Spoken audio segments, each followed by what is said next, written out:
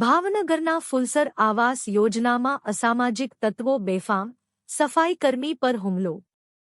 કચરાની ગાડીવાળાને માર મારતો ચોંકાવનારો વીડિયો કેમેરામાં કેદ અને સોશિયલ મીડિયામાં વાયરલ.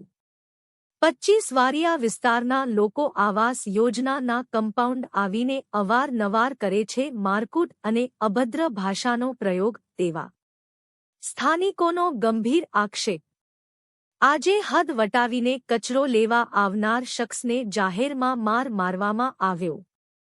ફુલસર આવાસ યોજનાના રહીશો અરજી લખાવવા પહોંચ્યા ડિવિઝન પોલીસ સ્ટેશન. પોલીસ લુખ્ખા તત્વોને પકડીને કાયદાનું ભાન કરાવશે કે તે જોવું રહ્યું. નામ રાઠોડ જીરણભાઈ જીવરાજભાઈ છે અને હું સી વિંગમાં રહું છું.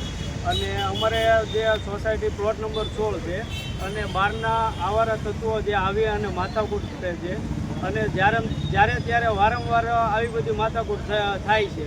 અને અમે આજ પહેલી વાર જ આવ્યા છીએ અને ડી ડિવિઝને સાહેબને કહેવાનું કે આવી માથાકૂટ ન થાય એટલા માટે અમારે એક ડેઇલી ગાડી આવે 24 કલાકમાં એક વખત આટો ફેરવ મારે અને આવા લૂંટન જે થાય છે એ ન થાય એ બાબતે અમે લોકો અરજી કરવા અહીંયા આવ્યા છીએ અને એ બાબતે ધ્યાન દોરે એવી અમારી નમ્ર વિનંતી છે. બાબત શું છે? અત્યારે કઈ બાંધણમાં આવ્યા તમે? અમે અત્યારે 25 વારિયામાંથી જે ગાડીની કચરાની ગાડી આવી હતી એ લોકોને આવી અને અંદર આવી અને માર માર્યો છે અને જેમની પર્સનલ છે તો પછી બહાર રાખો અને જેથી કરી અંદર આવી અને ગાળો બોલે છે એટલે એ ગાળો ન બોલવા અનુરોધ છે.